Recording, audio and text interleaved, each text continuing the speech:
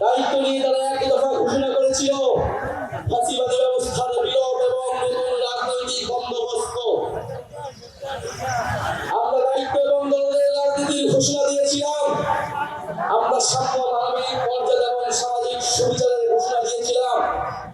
আমরা বলেছিলাম আমরা এমন একটা রাজনৈতিক বন্দোবস্ত প্রতিষ্ঠা করব যেখানে স্বৈরতন্ত্র আর কখনোই ফিরে আসতে পারবে না, যেখানে ফাঁসিবাদ আর কখনোই ফিরে আসতে পারবে না।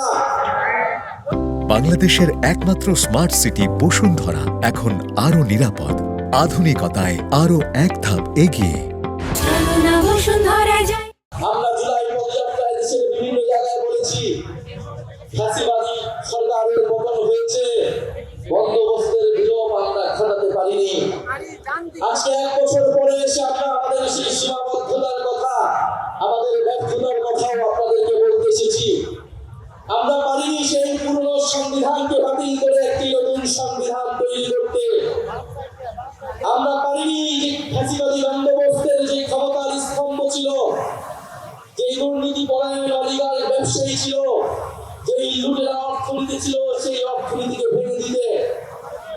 আমরা পারি নাই যেই ফাঁসিবাদী ব্যবস্থার যে সাংস্কৃতিক ভিত্তি ছিল, গণমাধ্যম থেকে শুরু করে বিভিন্ন জায়গায় যে স্বৈরাচারের দোসররা ছিল তাদেরকে সম্পূর্ণভাবে পরাজিত করতে।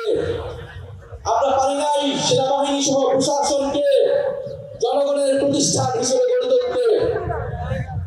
আমরা আমাদের ব্যর্থতার কথা স্বীকার করেই আজকে আমাদের শহীদ মিনারে সমবেত হয়েছি আমাদের ভবিষ্যৎ কর্মসূচি নির্ধারণ করতে, আমাদের ভবিষ্যৎ বাংলাদেশের জন্য শপথ দিতে। সংগ্রামী সাথী ও বন্ধুগণ, বিগত 1 বছর আগে এক দফার ঘোষণায় আমাদের সাথে অনেক পক্ষ ছিল, আজকে যারা নেই।